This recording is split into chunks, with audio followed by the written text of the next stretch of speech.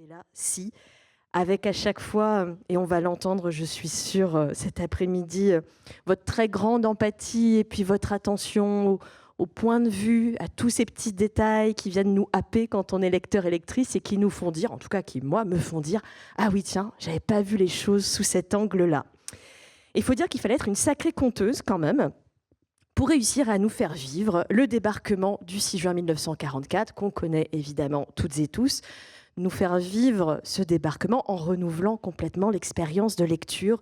Vous le faites à travers la voix de 18 témoins de ce jour de gloire et de folie, 18 vétérans et même plus largement, on va dire, de protagonistes de cette grande opération militaire, la plus grande opération militaire de tous les temps, qui ont pu dire « Nous y étions ». C'est le titre de votre livre, paru l'année dernière chez Grasset, juste avant l'anniversaire, le 80e anniversaire. Un récit heure par heure du D-Day, de minuit 10 à 20 heures, c'est très précis. Ces 18 témoignages nous emmènent, alors témoignages que vous avez collectés en 1994, on va y revenir, qui nous amènent dans le planeur anglais qui se pose à Bénouville, sur la paroi rocheuse de la pointe du Hoc, dans les barges qui débarquent sur Omaha Beach, dans un petit avion aussi qui survole la ville de Caen en flammes, dans un bunker allemand. Pendant 45 minutes, on va s'immerger ensemble dans ce qui a dû être l'aventure d'une vie pour ceux qui l'ont vécu, ces vétérans. Puis on va se plonger aussi un peu dans une vie d'aventure, la vôtre. En tout cas, c'est comme ça qu'on peut l'imaginer à l'évocation de votre métier. Alors pour l'édition de ce livre, vous vous êtes replongé dans vos articles de 1994, des articles que vous avez rédigés à l'occasion du 50e anniversaire du débarquement, peut-être aussi replongé dans vos notes si vous les gardez. Qu'est-ce que vous avez ressenti à revenir 30 ans en arrière, à cette époque où vous partiez à la recherche et à la rencontre de Len Lommel, Wally Parr, Jess Weiss, Franz Glockel, qui sont tous morts aujourd'hui? Oui, c'est un drôle de voyage. Merci pour cette introduction vraiment chaleureuse. J'ai été très, très passionnée et plus que ça d'ailleurs par l'enquête que j'avais fait en 94. Alors j'avais des raisons personnelles d'une certaine façon de la faire. Je suis totalement bretonne, je suis du fin fond du bout du Finistère et en même temps maman était et sa famille avait immigré. C'était des Bretons qui avaient immigré. Ils avaient hésité entre New York et la Normandie. Ils sont arrivés près de Caen, voilà pour du travail.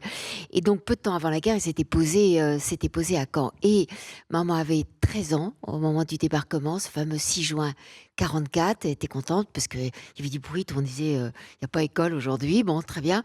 Et comme elle était élevée avec ses deux cousins, le reste de sa vie, je dirais, enfin, tous les réunions de famille, etc., le sujet du débarquement arrivait forcément à un moment ou à un autre de la conversation. Alors, nous, les enfants disaient, encore le débarquement.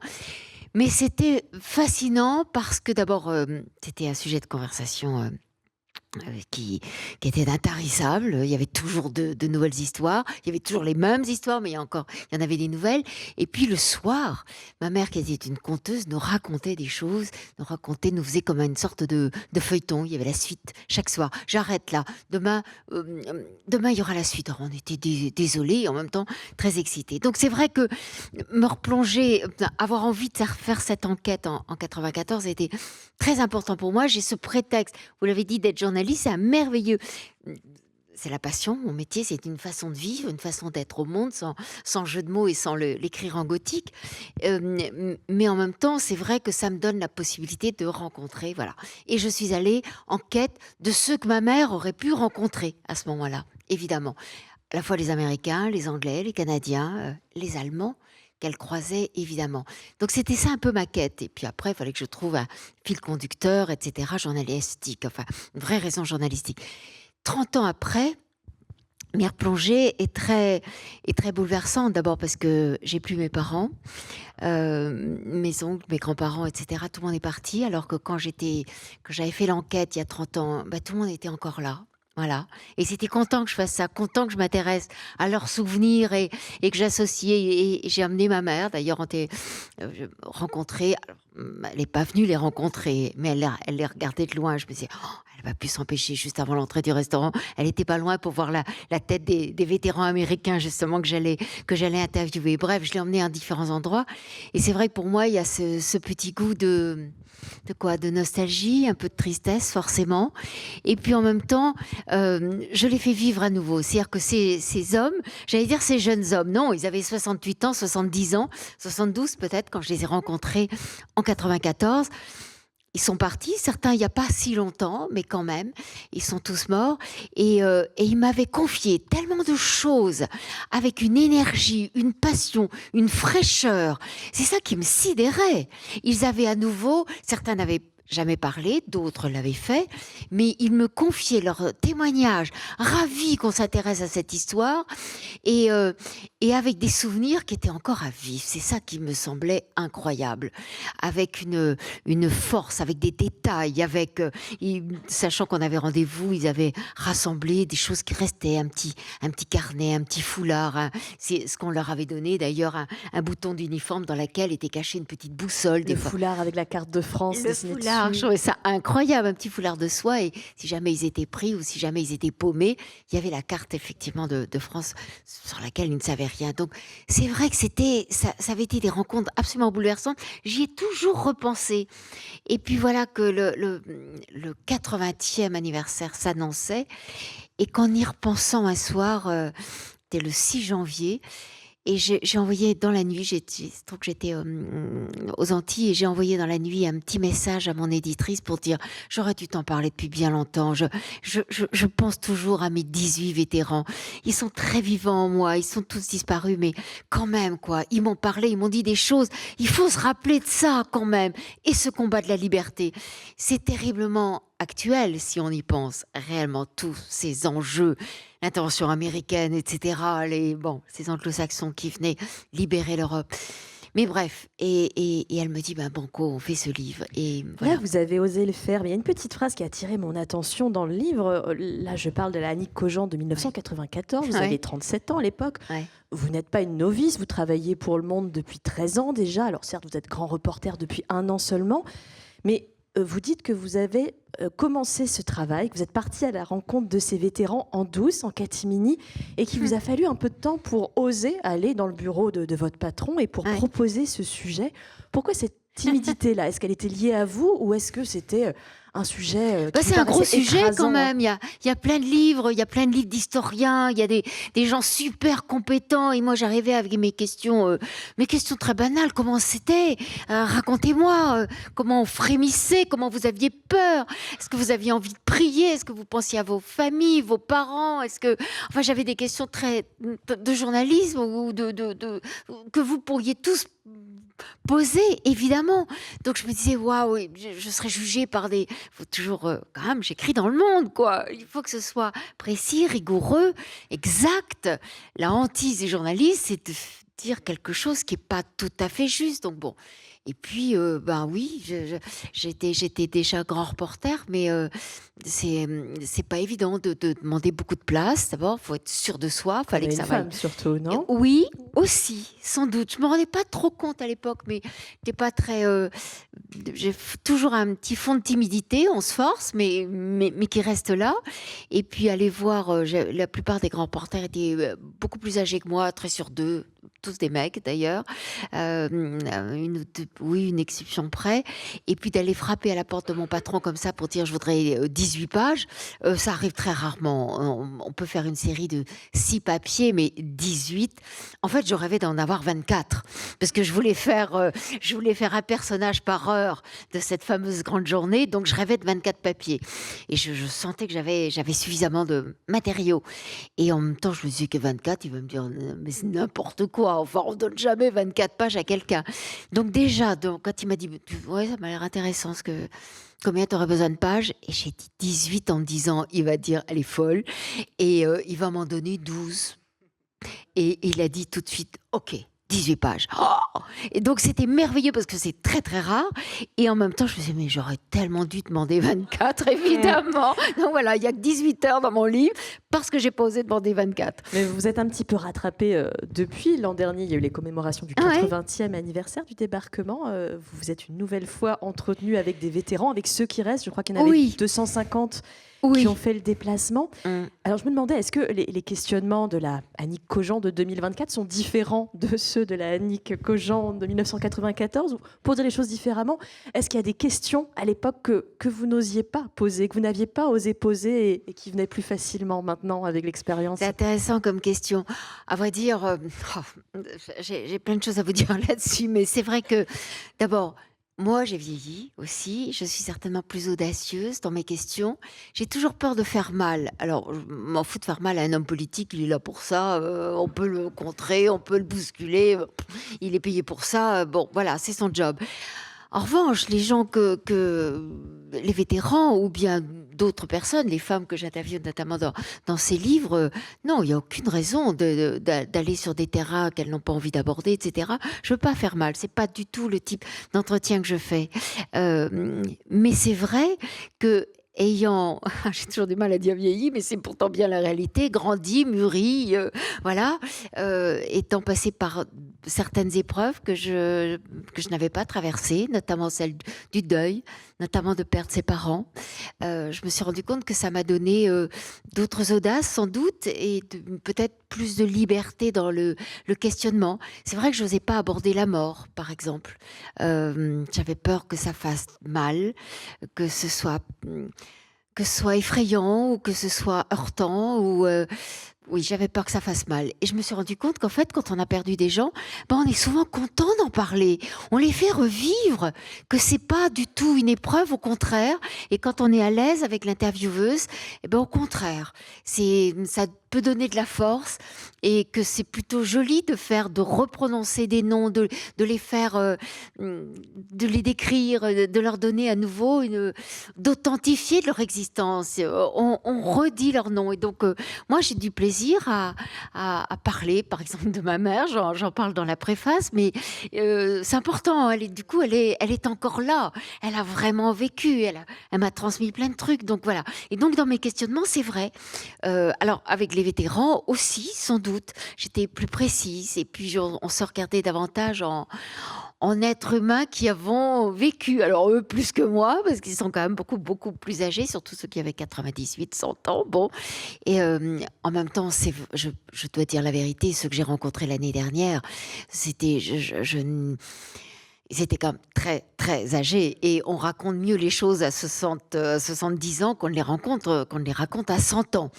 Donc les interviews étaient beaucoup plus courtes. Elles étaient évidemment moins précise souvent, mais il y avait encore cette sincérité, ce rappel de ce qui était réellement resté le plus grand jour de leur vie. C'est incroyable parce que beaucoup après ont continué, ont fait d'autres batailles, etc., sont allés sur d'autres terrains et puis ont vécu d'autres choses dans leur vie d'homme, de père, de grand-père, etc., de mari. Bon. Et en même temps, le 6 juin était resté le plus important, gravé vraiment dans leur peau, je dirais. C'est très étonnant et c'est fascinant parce que, évidemment, j'avais aussi un autre questionnement sur notre actualité et l'état du monde. Il était moins chaotique, je trouve, le monde l'année dernière, en mai 2024, qu'il chaotique chaque jour en mars 2025, où il est carrément effrayant, et notamment en ce qui concerne les États-Unis, puisque là, je me retrouvais face à des vétérans donc qui étaient très attachés à l'Ukraine et qui disaient il faut qu'on les défende, hein, il faut qu'on les défende. Il y a des choses qui nous font rappeler ce qui se passait avant la guerre. Donc il faut qu'on continue. Poutine est fou, etc. Vraiment, c'était la tonalité des vétérans que j'ai rencontrés l'an passé aux États-Unis et également à Londres. Et en même temps, en tout cas pour les Américains, ils allaient voter Donald Trump. Alors je me demande vraiment, je leur ai pas parlé depuis quelques mois, et je me demande vraiment, j'ai l'impression que certains doivent un peu vaciller dans leurs convictions. être terriblement embarrassés de ce que dit et ce que fait actuellement leur grand leader, parce qu'ils avaient une vraie fascination pour Donald Trump, même quand on les mettait devant certains faits, devant certaines phrases qu'a dit Trump quand il était allé voir, il voulait aller sur un terrain dans l'est de la France, et puis il pleuvait ce jour-là. Et donc, il n'a pas pu y aller en hélicoptère. C'était sur un grand cimetière américain aussi dans l'est de la France. Et donc, on lui a dit, il faudrait y aller en voiture. Eh ben, vous aurez du mal à me croire, mais il n'a pas voulu y aller parce que, comme il pleuvait, il serait moins protégé et sa mèche de cheveux risquait de coller. Et donc il a dit non, pour ma coiffure c'est pas bien, je vais pas dans ce cimetière. J'ai du mal à vous le raconter parce que c'est tellement extravagant. Et donc tous les vétérans, les anciens étaient là à l'attendre au cimetière. Et donc on leur a dit non, finalement il a pas le temps. Et certains ont rapporté cette phrase. Et puis il avait dit de toute façon, qu'est-ce que je vais aller faire dans un cimetière? C'est des losers dans les cimetières. Et j'ai dit ça comme un ou deux vétérans. Je lui ai dit, vous savez cette phrase quand même, elle est authentifiée. Et ils disaient, il dit des choses. Et ils étaient prêts à tout pardonner à Trump. Mais là, ce qu'il est en train de faire, enfin, à l'égard de l'Ukraine, et ce mépris devant les vétérans qui sont virés par centaines, j'allais dire par milliers actuellement de ces administrations, c'est absolument fou. Et c'est pas les vétérans évidemment de 44, c'est les vétérans des guerres d'Afghanistan, d'Irak, etc. Des vétérans américains, on en croise dans ce livre, mais vous avez aussi apporté une très grande attention aux points de vue. Alors, vous avez aussi les points de vue d'anglais, de canadiens, de polonais, d'allemands. C'était important pour vous, des points de vue singuliers et pas n'importe lesquels. C'est ça qui est très fort dans ce livre. Vous n'êtes pas seulement allé chercher le témoignage d'un anglais qui se serait posé sur le sol normand. Vous êtes par exemple allé chercher Wally Parr, qui était dans le premier planeur de tête, chargé de descendre sur le pont de Bénouville. Ouais. Vous n'avez pas interviewé n'importe quel correspondant de guerre. Il y en avait plein. Vous êtes allé chercher le plus jeune d'entre eux, un Canadien qui s'appelait Charles Lynch. Comment vous avez constitué ce casting, si on peut l'appeler comme ça? Oui, c'est vrai que c'était une sorte de casting. Enfin, ça dépendait aussi de mes rencontres. Et puis, je ne pouvais pas les rencontrer tous, évidemment.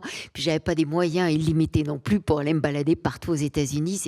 J'avais un timing qui était quand même très, très serré, etc. Mais c'est vrai que j'en ai rencontré quand même beaucoup. Et j'ai essayé que ce soit très cohérent. C'est-à-dire qu'on puisse lire ce livre, qui n'était pas un livre, qui était une série, mais qu'on puisse lire cette série d'articles à l'époque en ayant vraiment une vraie perspective de ce qu'a pu être ce jour-là, que ce soit même pour les élèves, les lycéens, et que ce soit pour ceux qui l'avaient vécu. Donc il fallait que ce soit rigoureusement exact. Il fallait aussi qu'on puisse avoir quelqu'un sur les différentes plages. Il y a 5 plages qui étaient terriblement importantes, évidemment, sur lesquelles a eu lieu ce débarquement. Et puis qu'on ait quelqu'un quand même dans l'aviation, qui est un pilote, qui est quelqu'un qui était dans un des planeurs, qui est quelqu'un qui sautait en parachute. Donc il fallait toute une gamme, que les différents corps de l'armée soient représentés. Il fallait quelqu'un du commando Kieffer, quand même, les 177 Français qui ont débarqué ce jour-là. Et puis j'avais envie qu'il y ait quelqu'un de ma profession. Et il se trouve que j'ai trouvé le plus jeune correspondant de guerre, donc ça me plaisait que ce soit le plus jeune. Et puis alors, à ma grande surprise, vous avez lu, mais moi, il m'a scotché. C'était un confrère. Je vois encore, il avait sa petite barbe. Il était très élégant, très chaleureux. Charles Lynch, que j'ai rencontré à Ottawa. Et il me dit, vous savez, toute la nuit, on a été malade sur un vieux ferry. C'était pas simple. Tout le monde, évidemment, la plupart des soldats ont vomi dans leur casque, etc.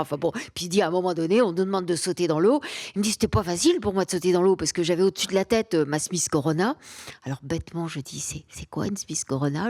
J'aurais dû le savoir. Il me dit, voyons, et en plus, bêtement, j'ai dit, c'est une arme. Alors oui, c'est une arme d'une certaine façon, c'est sa machine à écrire. Là, quand même, c'est l'arme des journalistes. Hein. Sa machine à écrire, c'est la machine à écrire des Mingway. Donc c'était un modèle très particulier, donc dans une grosse boîte, parce qu'il sautait dans l'eau, donc il fallait que ce soit hyper protégé et waterproof, tant qu'à faire. Chaque touche, etc., était emballée dans une feuille, était protégée. Et puis, me dit-il, alors bon, déjà, c'était assez lourd au-dessus de ma tête, et avec mon bras droit, au-dessus de ma tête, j'avais la cage. Et c'est pas simple, la cage. Et comme il parlait en anglais, je me suis dit, j'ai mal compris.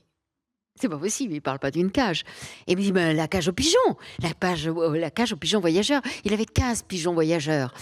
Et c'est comme ça qu'ont été envoyés les premiers articles, d'ailleurs, sur le D-Day. Et oui, on ne savait pas s'il y aurait la possibilité de bonnes transmissions. Et donc, le lendemain, enfin bon, je le fais court, il y a toute son histoire, mais enfin, il est allé lancer son article écrit dans la nuit, accroché. Donc, on lui avait donné du papier spécial pigeon. Et oui, ça existe, donc très très fin. Il était passé à la censure. Et puis alors, dans un petit étui sous la patte du pigeon, il a lancé son pigeon. Et vous avez trouvé Bill Millin. Moi, je crois que c'est un de mes préférés parce que là aussi, c'est complètement ahurissant de croiser ce personnage de Piper écossais. Et j'ai demandé à Annick Cogent, avec votre voix qui s'y prête si bien, je trouve, de nous lire un petit extrait. Et donc, vous allez faire la connaissance de Bill Millin qui arrive aussi sur une des plages du débarquement. Bah oui, il est tout jeune, Bill Millin. Je voulais que ce soit lui parce que c'est tellement... Et c'est d'ailleurs la dernière guerre dans laquelle a pu jouer un piper, comme on disait. Comment est-ce qu'on dit? Un sonneur. En Bretagne, on dirait un sonneur. Hein, je prends mes lunettes au cas où. Bon, c'est un tout petit extrait, mais quand même. Quand il avait fallu 6 heures plus tôt, à l'aube, que je saute en toute hâte de la barge, les 2 mains au-dessus de la tête pour maintenir ma cornemuse au sec, j'avais d'ailleurs eu chaud. Mon kilt, dans l'eau, m'était remonté jusqu'aux épaules. Le poids de mon sac à dos m'avait entraîné vers l'arrière. C'était 80 kilos, les sacs à dos. Donc plein de gens se sont noyés. On a du mal à s'imaginer, mais 80 kilos, ils partent. Bon, bref, en arrière. Et il s'en est fallu de peu que je ne m'affale dans la mer en noyant mon instrument. Il avait été sauf et mon honneur aussi. Je l'avais serré contre moi et mis en position sur l'épaule gauche pour jouer Highland Lady. Et le son avait retenti sur la plage en folie. Ça tirait pourtant dans tous les sens. Des obus lançaient des gerbes de sable, des tirs d'armes automatiques crépitaient tout autour. Mais moi, je faisais ce pourquoi on m'avait fait venir. Je jouais Highland Lady, la marche des gardes écossais. Et Lord Lovat, en se retournant, m'avait souri. J'avais dû avancer en visant le haut de la plage, et puis bientôt courir. Quel endroit! J'avais vu 2 types se faire descendre d'un coup, des blessés réclamer du secours, un char de déminage devenu aveugle ou sourd, écrabouiller des soldats allongés dans un chemin. Ça devenait du massacre. Le major de la brigade m'avait alors demandé de jouer The Road to the Isles, et j'avais arpenté la plage, en pensant à ma girlfriend, laissée quelques semaines plus tôt, dans les collines d'Écosse. Quelqu'un avait gueulé en criant que c'était bien le moment de faire de la musique. Mais d'autres gars m'avaient fait le signe de la victoire. Et puis j'avais couru très vite vers les dunes pour retrouver Lovat, qui prenait résolument la direction des terres. Des tirs et des rafales nous avaient jetés au sol. Mon kilt encore mouillé s'était alourdi de poussière et de sable. Il devenait rugueux, collant. Alors, enfilant mon pantalon de treillis, j'avais glissé le kilt dans mon sac. Ce qui importait, c'est que la première bataille des commandos sur le sol de France ait vu débarquer leur piper dans la tenue des grands cornemuseurs d'Écosse. Merci, Annick Cogent. Mais vous êtes une formidable conteuse. Vous dédiez ce livre à votre formidable conteuse du débarquement dont vous nous touchiez un mot tout à l'heure, votre maman, qui a vécu ce bombardement de Caen. Moi, je crois que le fait, comme vous nous le disiez, d'avoir entendu ces histoires contées, racontées avec une forme de fantaisie et de joie, ça a très fortement teinté votre livre. Là, vous souriez, vous riez tous à cette lecture, mais ce livre regorge de petites anecdotes comme ça. On se marre quand même en lisant un livre sur le débarquement. Alors, des passages tout à fait tragiques, Oui, mais il y a une fantaisie.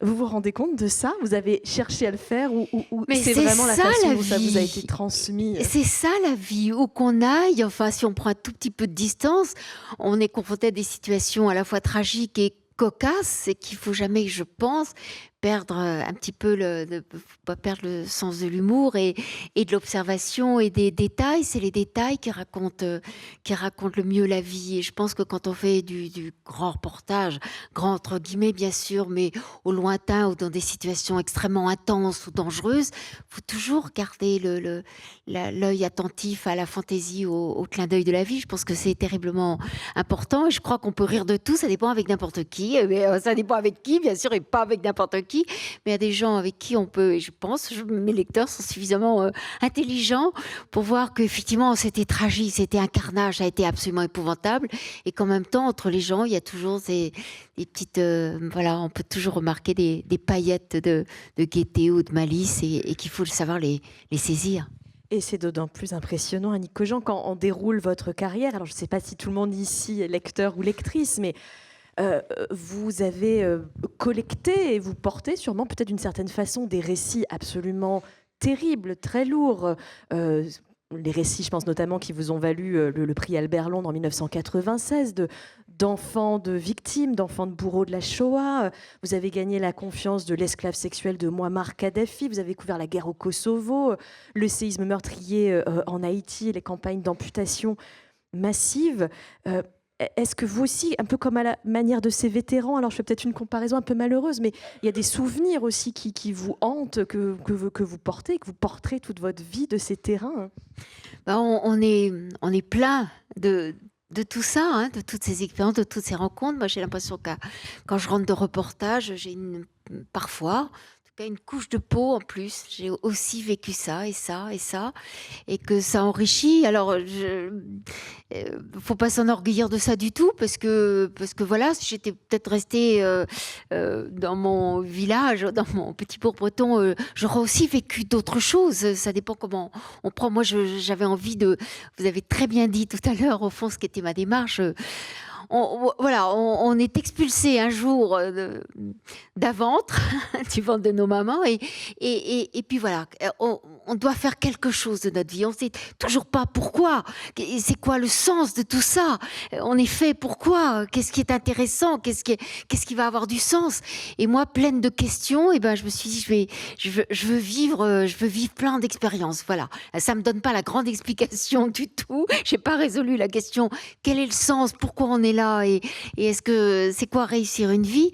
Mais en tout cas, j'ai essayé plein de petits bouts pour essayer de mieux comprendre et de les vivre avec intensité. C'est ça qui m'intéresse. Et puis du coup, ça me donne des obligations, parce que c'est pas tout de vivre des choses ou de m'amuser, ou au contraire d'être affolée ou parfois horrifiée, révoltée, indignée. C'est de partager ça avec mes lecteurs. Je vis pas ça gratuitement. Mon métier, justement, après, c'est de partager. Et pour partager, je voudrais tellement qu'ils partagent quelquefois mon enthousiasme ou mes irritations, ou que, en lisant quelque chose sur la Shoah, eh ben, ils se disent que il s'est passé ce truc tellement dingue, tellement atroce, qu'on doit en transmettre la mémoire, on est tous des passeurs. Pas moi c'est mon métier, mais ceux qui vont me lire aussi auront envie de le raconter, de passer ça à d'autres, etc. Et que c'est notre lien commun. Et qu'à partir de certaines histoires, effectivement, se pose la question de qu'est-ce qu'on fait avec ça pour que plus jamais ça. Je sais combien il est illusoire.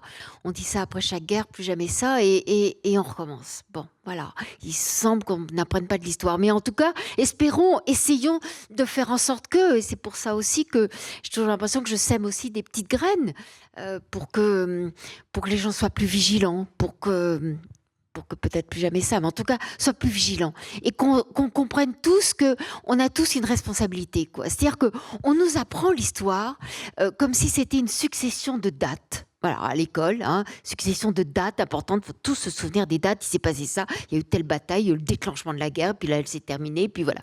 Mais c'est pas des dates inéluctables, c'était pas inéluctable, c'était pas écrit à l'avance, donc c'est le fruit de décisions de millions, de petites décisions de millions de personnes qui ont acquiescé, accepté, rejeté parfois ou pas. Et donc, en fait, c'est ça que je voudrais inculquer peut-être aux enfants et qu'on doit apprendre en classe. C'est-à-dire qu'on a le devoir d'être vigilant, et que chacun a sa petite responsabilité. Chacun peut faire une petite différence, parce que rien n'est inéluctable. Chacun a sa place et à sa façon, évidemment. Vous avez mentionné le petit bourg de Tholé, dans le Nord Finistère. Est-ce qu'il est vrai qu'un jour, dans ce petit bourg de Tholé, votre maman vous a dit « Si tu n'es pas contente, écris ». J'ai lu cette phrase quelque part, je ne sais pas si elle est vraie. Mais alors, écrit si une elle lettre. est vraie, je me disais, c'est incroyable. Elle m'a sûrement dit ce genre de choses, ça c'est évident. Mais je me rappelle, alors, pour le coup, une scène, c'est vrai, un soir, alors je suis peut-être en 5e, 6e, 5e, je parle un petit peu, non, bon, j'apprends un peu l'anglais, voilà, hein, cat, dog, bon, bref, j'étais vraiment au début, donc c'est peut-être la 6e quand même. Et puis, et je lisais des choses, l'Amérique m'a toujours intéressée, peut-être à cause du débarquement et de ces histoires, bon. Bref, et j'avais un drapeau américain dans ma chambre. Alors, vraiment, ce serait nul si mes collègues du monde m'entendaient. On dirait la honte totale. Bon, c'était comme ça. Et je ne sais pas comment j'avais pu trouver ce drapeau américain. J'en ai été très fière. Et je lis donc plein de choses sur l'Amérique. Et je découvre Martin Luther King. J'avais déjà lu ça, son histoire dans Fripounet. Bon, avant, là, pour le coup, on est 7 ans, 8 ans. Hein, bon. Et je vois que je regarde les dates, etc. Et je vois à quel point la ségrégation raciale a duré si longtemps aux États-Unis. C'est juste absolument aberrant. Enfin, et je dis, maman, et on est avant l'heure du dîner. Moi, je faisais toujours mes devoirs dans la cuisine. Donc j'embêtais tout le monde. Tout le monde m'embêtait parce que je trouvais qu'ils étaient bruyants et en même temps, je voulais pas aller dans ma chambre, je voulais être dans la cuisine. Donc bref. Et maman préparait le repas puisque je la vois de dos. Donc elle devait remuer quelque chose, peut-être la soupe, je ne sais pas. En tout cas, je la vois de dos. Et je suis là, je dis, maman, tu te rends compte, c'est honteux ce qu'on fait aux États-Unis. Et quand même, ce pays de l'indépendance, de l'égalité, de la liberté, etc. Et ben les Noirs, ils pouvaient même pas boire dans les mêmes fontaines. On les excluait, ils étaient au bout du parc, au bout du bus, de l'autobus, Rosa Parks, etc. Enfin bon, elle me dit, écris au président. Et je ne peux pas croire ce qu'elle me dit, écris au président. Je dis au président. Mais elle me dit, écris à la Maison Blanche, tu apprends l'anglais.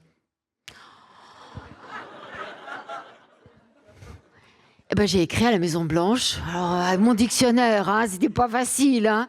Mais enfin bon. Bref, c'est une petite phrase et c'est rien du tout parce que je n'y ai pas pensé j'ai complètement oublié cette anecdote. Mais mine de rien, par cette toute petite phrase, elle me disait que tu as le droit de t'exprimer, c'est à toi de faire la différence, c'est à toi d'apporter ta petite pierre. On a toujours le droit de s'exprimer. T'as beau être une petite Bretonne de ce petit village, effectivement, du fin fond Finistère où il se passe, c'est pas grand-chose. Et tu as le droit de te mêler. Tu as le droit de te mêler des affaires du monde. Voilà. Et ça vous a mené au monde, hein, en 81. Je sais pas si c'est ça. Vous étiez toute jeune.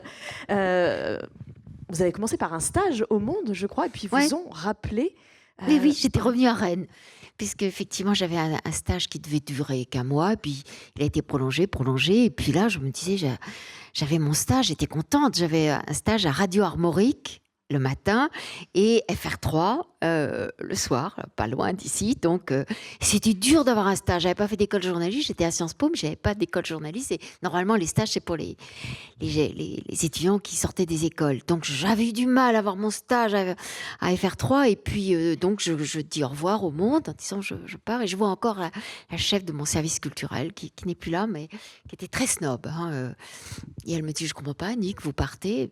Elle m'avait pas dit qu'elle allait m'engager. Moi, je traçais ma route. Hein. Je revenais en Bretagne. J'avais envie de faire de la radio, de la télé. Tout ça m'intéressait. Et elle me dit, mais vous nous quittez pourquoi ? Je dis, je vais à Radio Armorique. C'est intéressant. Et je vois encore son sourire. Elle peut pas croire. Elle a juste pas compris. Vous quittez le Monde pour Radio Armorique. Je dis oui, je suis tellement contente. Je vais faire la radio très tôt le matin. Ce sera à 6h le matin, 5h30. 6h, et puis après, le soir, je fais de la télé, c'est formidable, je vais apprendre. Et je vois encore son un peu mépris quand même, hein, je pense qu'on pourrait dire ça, mais un petit dédain quand même pour ma province, ma région. Elle me dit, écoutez, comme vous voulez. Et ça me surprend un petit peu, mais enfin bon. Et c'est là qu'effectivement, il y a une secrétaire, parce que moi, je ne voyais pas, qui m'a dit, mais tu te rends pas compte, elle est en train de te dire que tu pourrais rester. Enfin bon. Bref, je suis partie. J'ai passé un mois, normalement, mon stage était 2 mois. J'ai passé un mois à Rennes, heureuse, mais vraiment, j'étais éclatée de bonheur. Je faisais effectivement Radio Armorique le matin et FR3 le soir. Et là, quelqu'un du Monde, son adjoint, m'a rappelé pour me dire, tu fais comme tu veux, mais 1er septembre, ce serait bien que tu sois au Monde. Et j'ai été embauchée en octobre. Voilà. Donc, ça a été court ici, mais j'en garde un formidable souvenir. Vous auriez été formidable en radio, en télé, on n'en doute pas, mais votre outil, ce sont les mots, et les mots tout seuls. Et c'est un sacré défi, surtout quand on veut raconter un moment comme le débarquement. C'est aussi une affaire de style. Alors, on l'a entendu tout à l'heure lors de votre lecture. Puis d'ailleurs, je veux bien que vous nous lisiez un autre petit extrait. C'est une grande question. Comment on fait quand on n'a que les mots pour faire passer cette excitation, l'attente, l'angoisse, l'aventure aussi? Je veux bien que vous nous lisiez. Là, on est dans un bunker allemand avec un tout petit jeune de 17 ans. Et il y a cette scène particulièrement marquante. Et vous nous en parlerez ensuite de comment vous écrivez. ou essayer d'écrire? Oui, oui, on essaie, c'est périlleux, je suis une laborieuse, ça vient pas facilement, c'est beaucoup de ratures. Donc on est dans un bunker, le petit Bockel, il s'appelle Hans Bockel, il est là. L'alarme a sonné à 1h. À l'entrée du bunker, un camarade criait pour nous arracher au sommeil et nous pressait de nous dépêcher.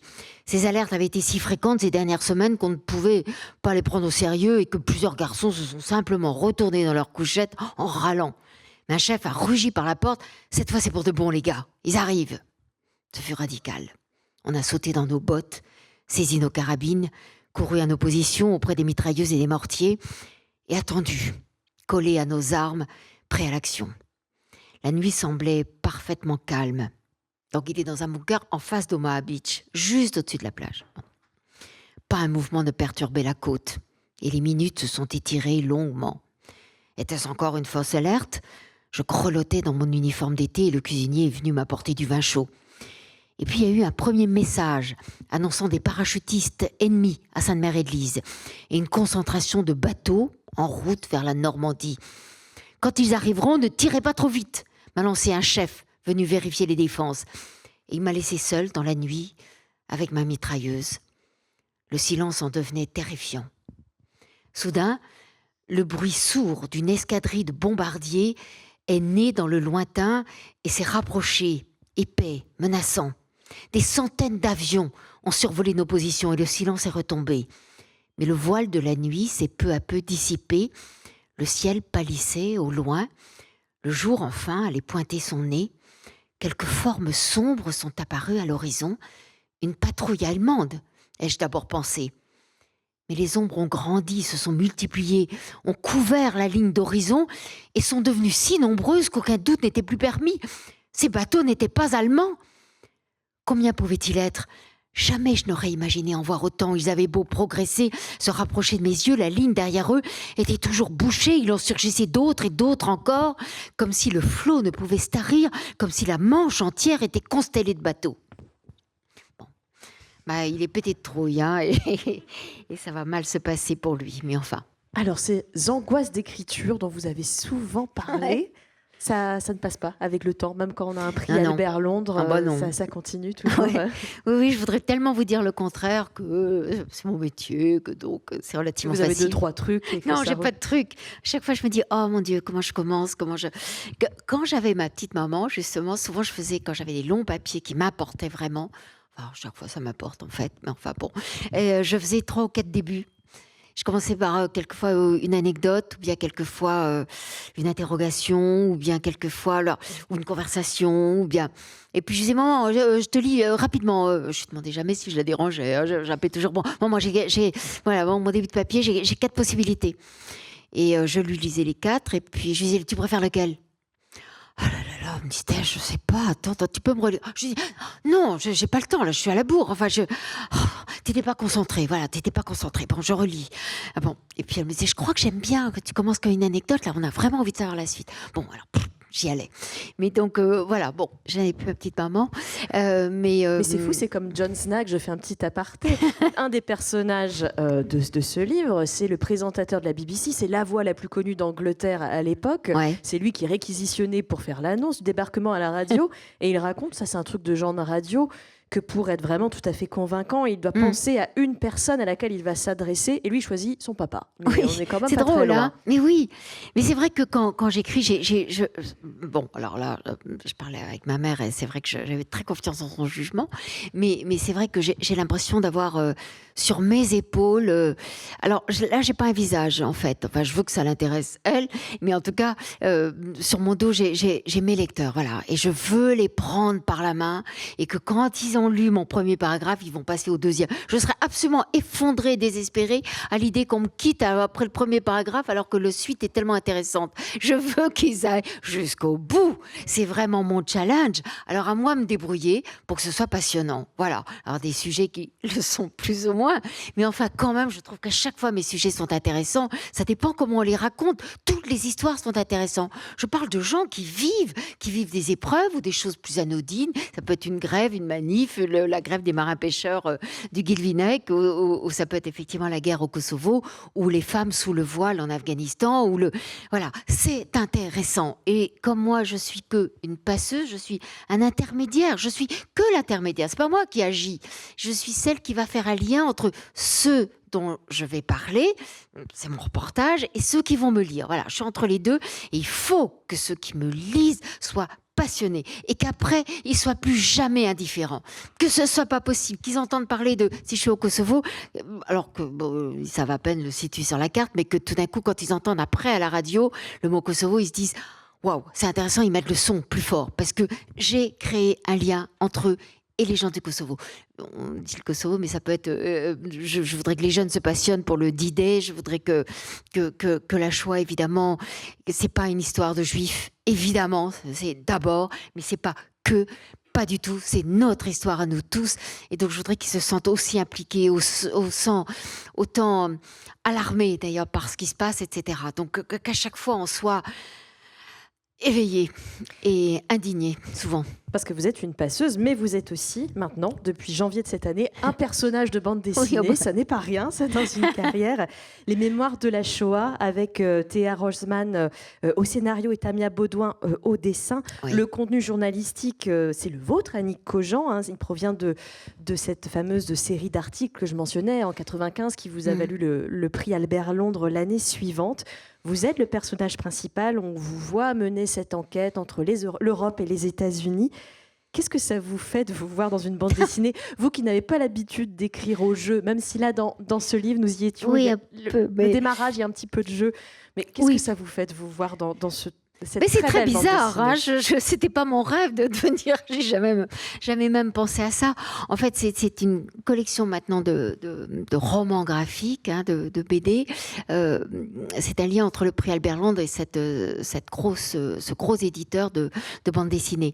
Et à chaque fois, c'est pour raconter un peu le travail journalistique. Donc ça implique qu'on fasse que le journaliste qui mène l'enquête donc soit dessiné. D'abord, elle a été très gentille, Tamia, parce qu'elle m'a fait plus jolie que je ne le suis, je trouve. Bon, et puis en plus, j'ai 30 ans de moins, donc ça m'arrange vraiment beaucoup.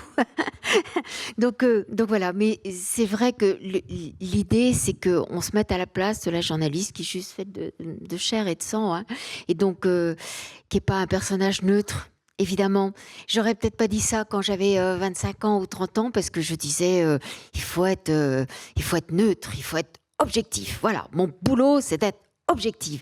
Je pense que ça doit toujours être le but. Essayer de tendre à une certaine objectivité. Et une honnêteté intellectuelle. Et l'honnêteté, voilà, je dois être honnête. Et puis il y a des règles journalistiques. C'est un métier. Maintenant, on a l'impression que tout le monde sur Instagram, etc., peut s'improviser journaliste. Il suffit juste de dire un petit peu ce qu'on pense et pouf, ça s'appelle un article.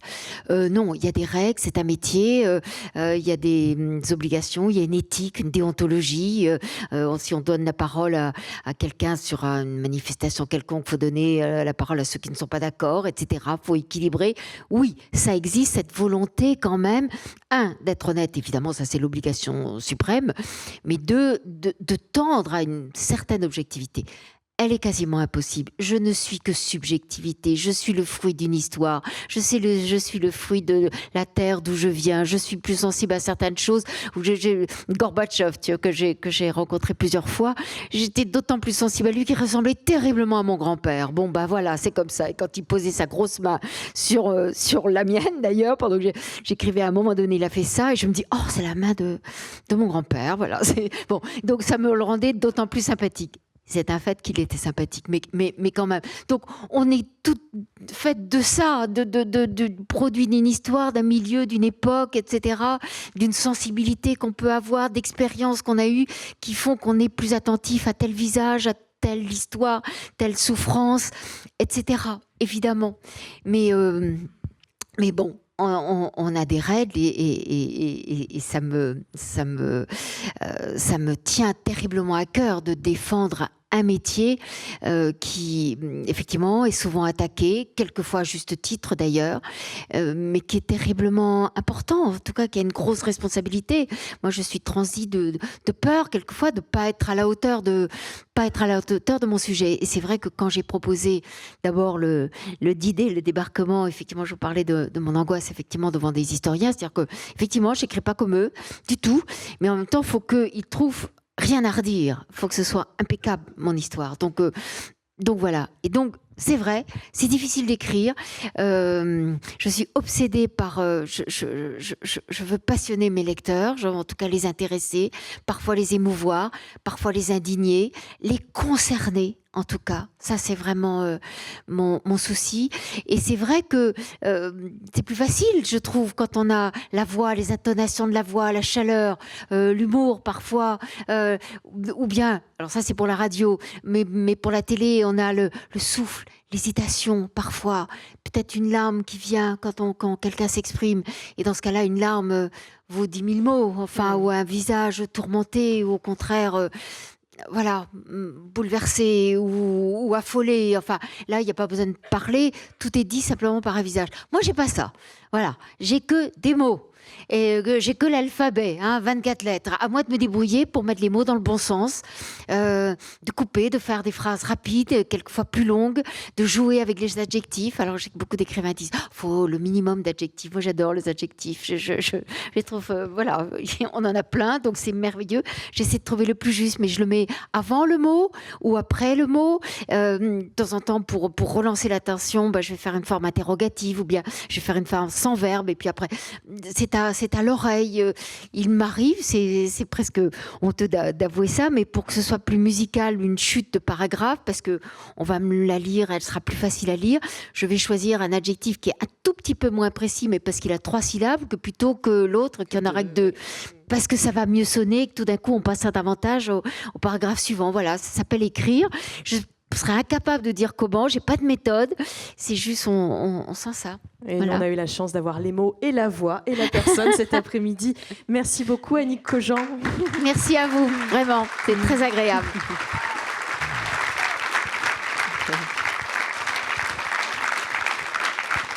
Vous avez vu ? Personne n'est parti après le premier paragraphe. Tout le monde est resté jusqu'au bout. Vous n'êtes pas parti, oh, chic. Merci beaucoup. Je vous invite à suivre Annick Cogent vers le bas de ce bâtiment. Vous la retrouvez au stand de la librairie L'Astrolabe. N'hésitez pas à aller lui parler et surtout à lire absolument ces livres dont on a parlé. Nous y étions sur le débarquement. Moi, je vous reconseille très chaudement cette bande dessinée, Les Mémoires de la Shoah. Et puis, si vous ne connaissez pas cette série, je ne serais pas arrivée là si, nous ne serions pas arrivés là si.